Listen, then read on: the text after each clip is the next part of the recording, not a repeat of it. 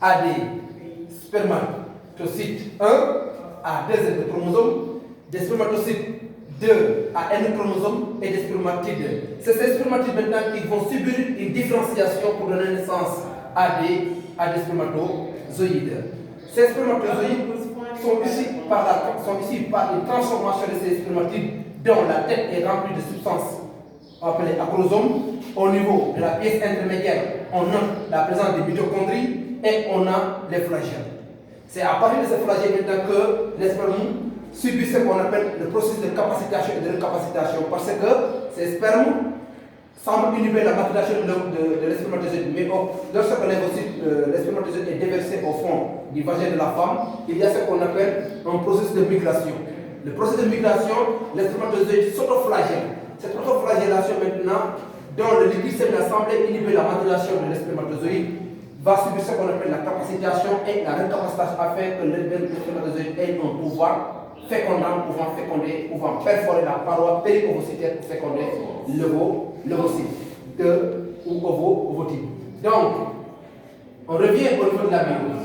La myose, je vous ai dit au préalable qu'elle permet la fabrication des spermatozoïdes ou bien des ovocytes, aussi bien que par le processus de la spermatogénèse, on a ce qu'on appelle l'ovogénèse.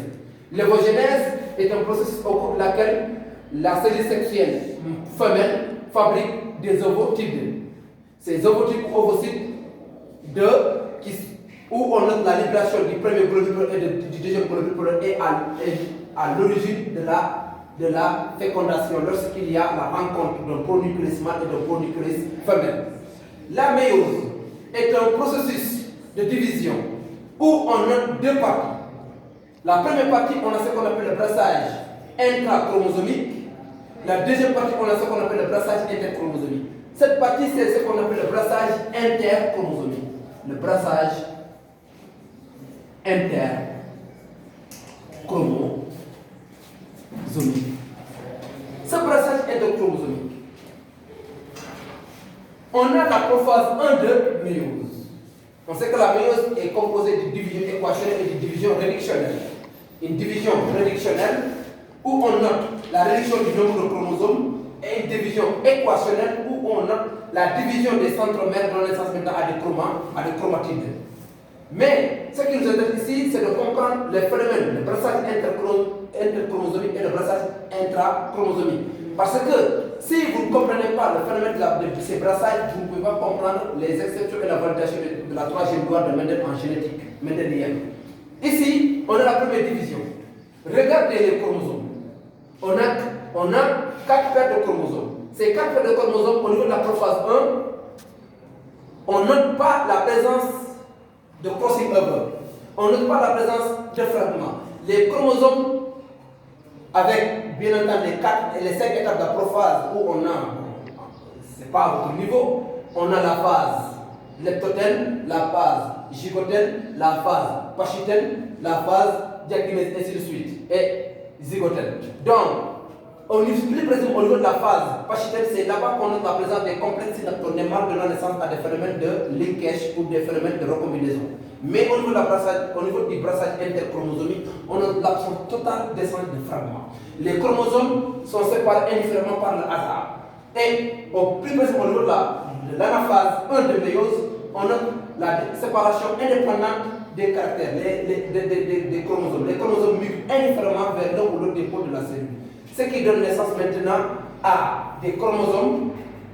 La première partie, la première division, c'est ce qu'on appelle la division réductionnelle. Et la deuxième division, c'est ce qu'on appelle la division équationnelle. Vous observez qu'à partir de ces chromosomes, on ne note pas la présence de crossing over. Les chromosomes sont séparés indifféremment vers l'un ou l'autre des pôles de la cellule. Et si on était en génétique mendélienne, on allait dire qu'on a la validation de la troisième loi de Mendel. Pourquoi? Parce qu'on a 25%,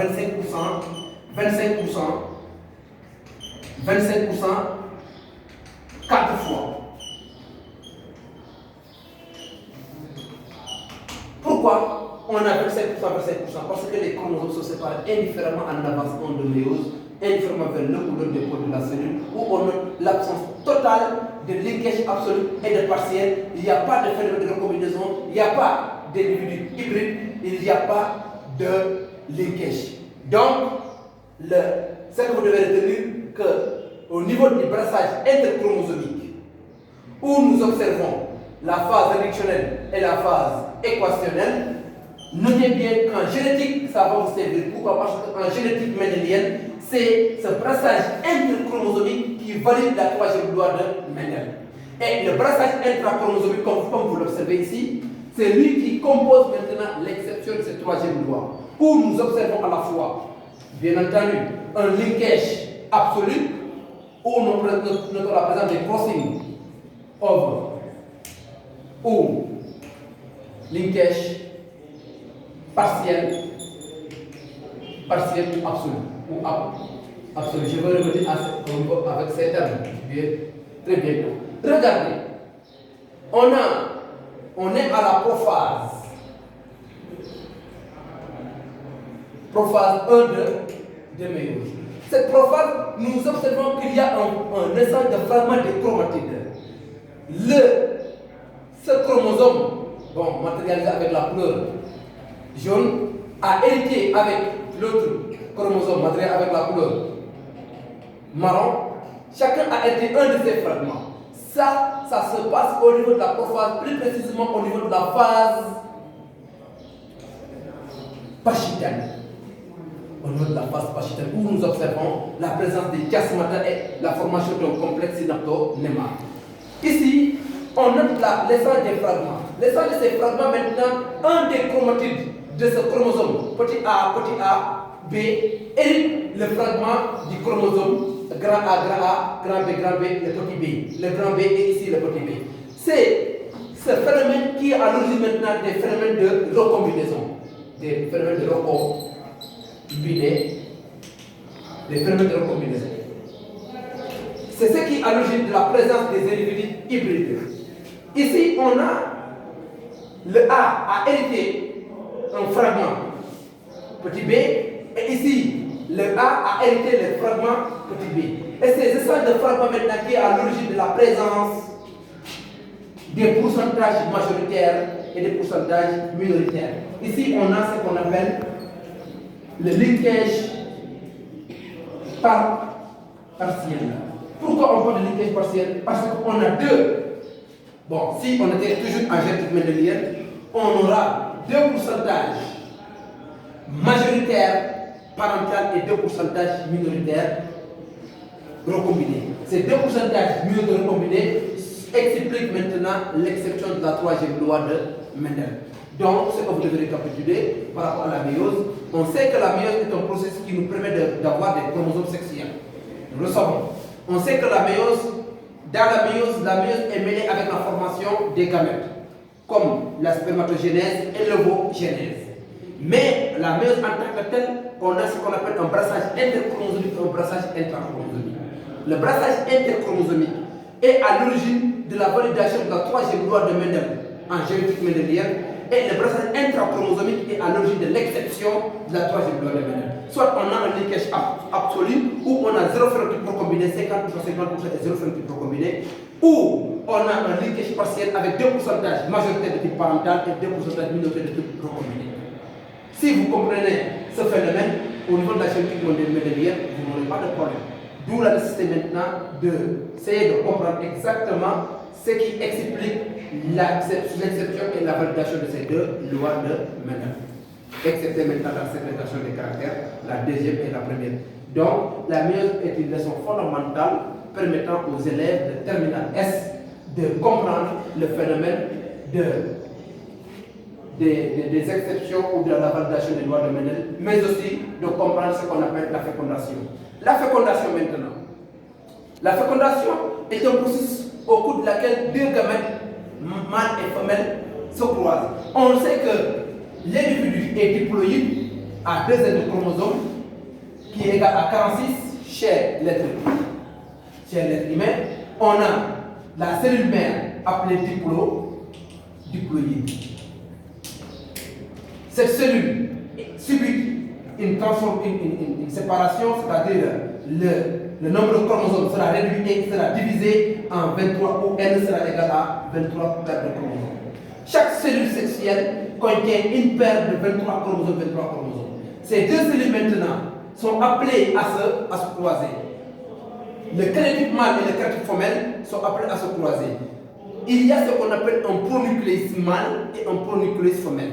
Ces deux pronucléus qui s'unissent, qui se croisent, c'est en ce moment qu'on parle maintenant de la caryogamie.